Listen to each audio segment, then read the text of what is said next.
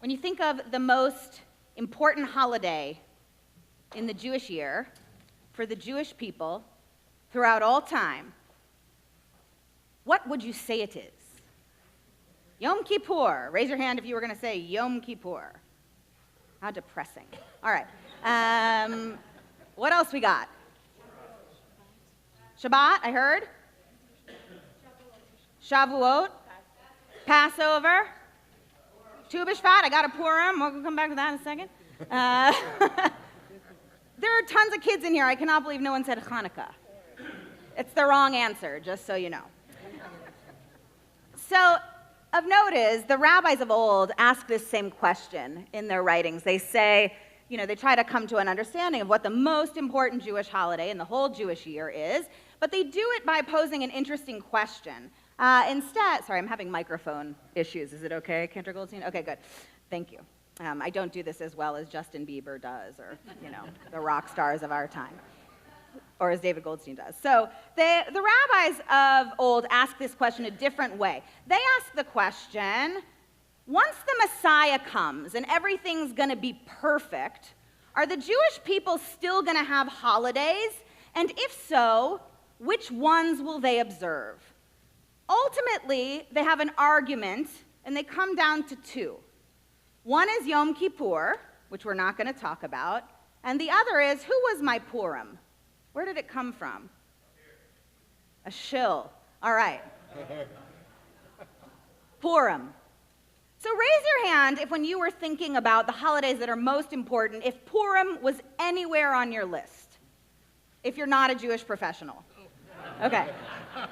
Great. I think for many of us, we find this surprising.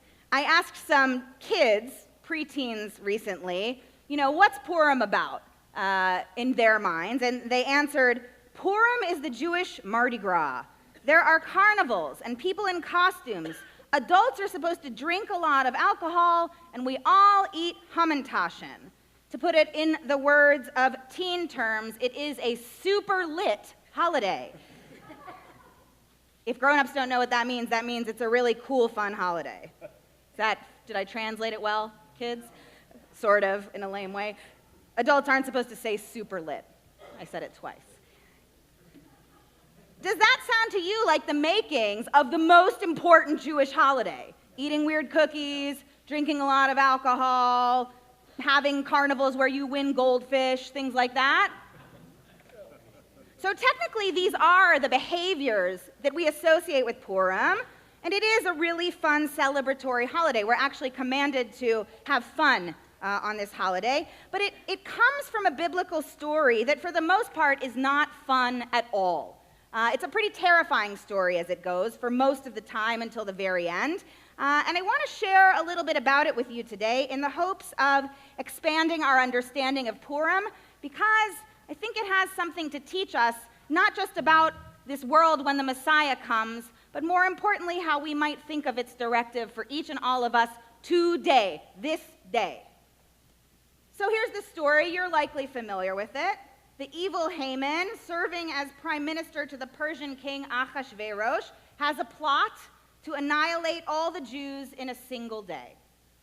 Haman lies, and he tells the king that the Jews are conspiring against him to overthrow him. So King Ahasuerus gives an edict to validate Haman's plan, to give permission for this eradication of our people.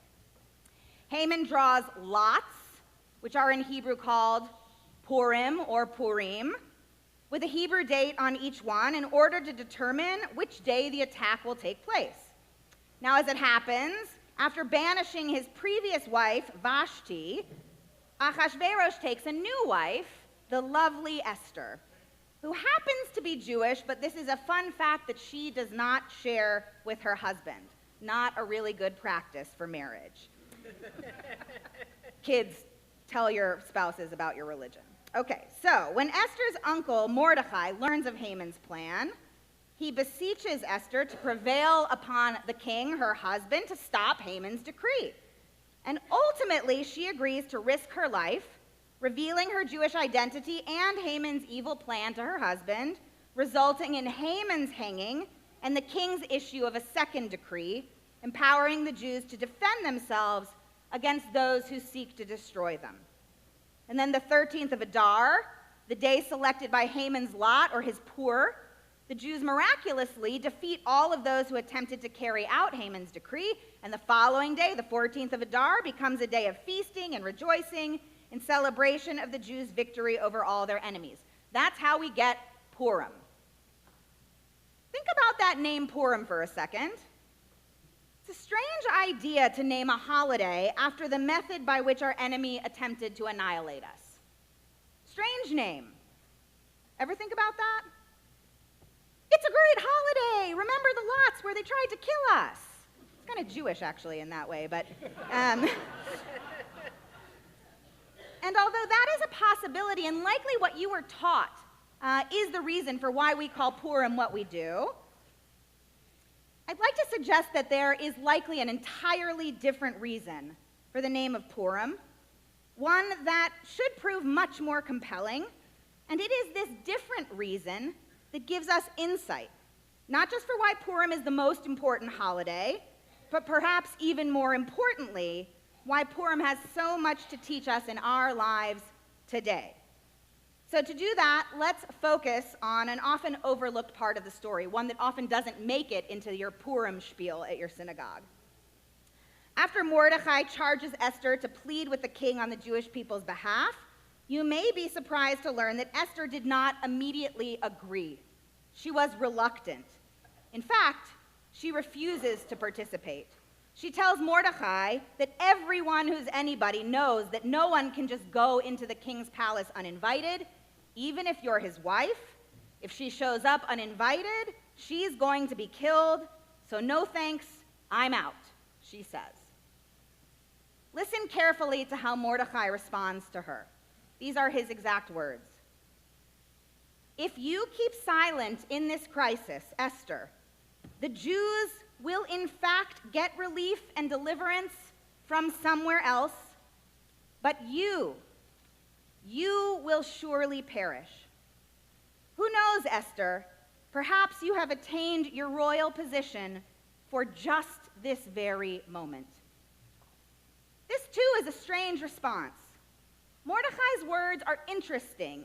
He says to her, listen, Esther, if you decide you're not going to act, don't sweat it, no problem. We're Jews. We'll figure it out. We'll be fine.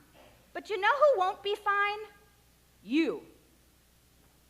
Mordecai seems to be saying that if Esther chooses to remain silent when she could have spoken out, it's not the Jews who will be at risk. They'll be okay. They'll figure it out. But Esther, she won't be okay.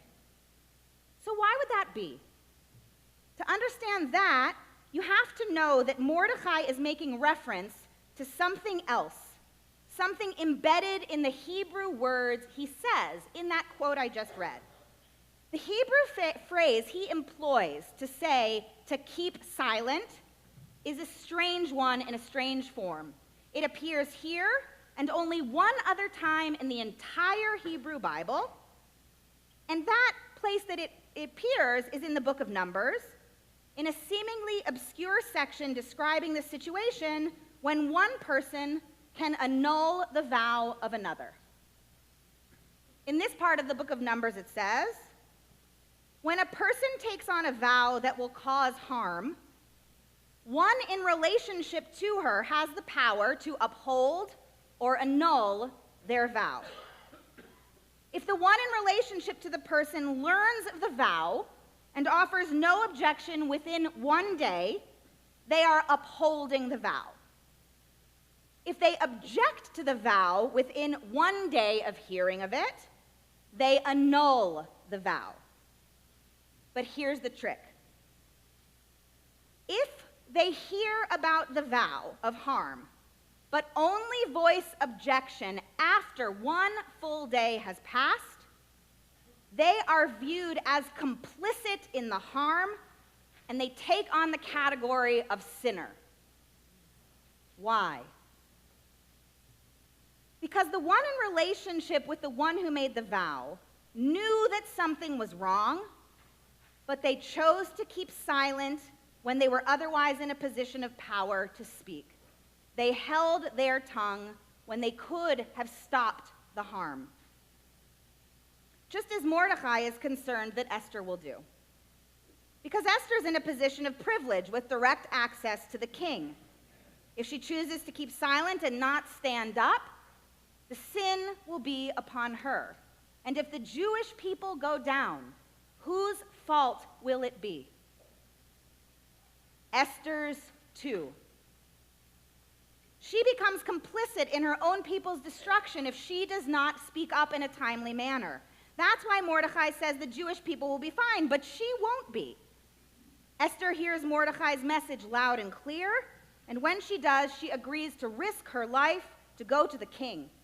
And in doing so, she catalyzes our people's victory, and she changes Purim from a day of mourning to a day of rejoicing instead. But here's the cool part. The Hebrew word for possessing the power to annul a vow comes from the root pei-resh. Per. Hear that? The exact same root as the word for lot.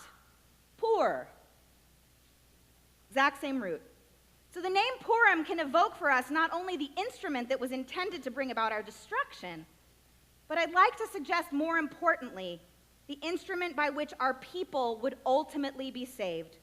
The power of one person to reject the status quo and to speak out against injustice and danger. Do you know that God is completely absent from the Purim story? Not mentioned even once. It is a godless story in our Bible. And yet, it's a pretty typical Jewish biblical story detailing the desire of a big enemy who wants to kill us. What differentiates the Purim story from the others is that in all the others, it's ultimately God and God's might that saves us. But in the Purim story, it's not God's might that saves us, but rather our own willingness to stand up for what is right. When threats of oppression and destruction arise, the Purim story teaches each of us that we must not keep silent. When the tentacles of anti-Semitism penetrate into society, as they have throughout history and continue to today, as Jews and members of Jewish families, we must not keep silent. When the insidious tentacles of racism and sexism, homophobia and Islamophobia, any form of hate penetrate into society, as they have throughout history and continue to today, as Jews and members of Jewish families, we must not keep silent. Because the truth is, whether in the Purim story or in our real world, right here, right now, when anyone, from the highest in the land to the lowest in the land, whether from among us or outside of us, speaks the language of bigotry and hate towards any of us, all of us are endangered. And we must do whatever it is that's in our power to stand up against it and in ways that are proportionate to what our power is. I'd like to clarify what this means. Standing up against injustice does not happen when we post an article on Facebook. Standing up against injustice does not happen when we call someone else and ask them, well, what are you doing about this? Ultimately, we must be the ones, each person individually, to write the letters and make the phone calls, to support the organizations doing the good work of education and tolerance building, to not allow the language of hate to have a tolerated place in our social circles, in our boardrooms, or even in our bedrooms. Purim is the only holiday we celebrate after the Messiah comes because Jewish tradition recognized that the minute we stop standing up for justice, the minute we keep silence, all the work of the Messiah is for naught. In a week and a half, the Jewish community will celebrate Purim again, just as we do every year. I hope it is full of joy for each and every one of us. But more than that, I hope it will serve for us this year and every year moving forward as a constant reminder and clarion call that from a Jewish perspective, standing idly by is the same as being complicit. Our modern world may try to tell us otherwise. It may try to blur the lines. But at the end of the day, when we have the power to speak up and we do not, we betray our truest selves and each other in the process.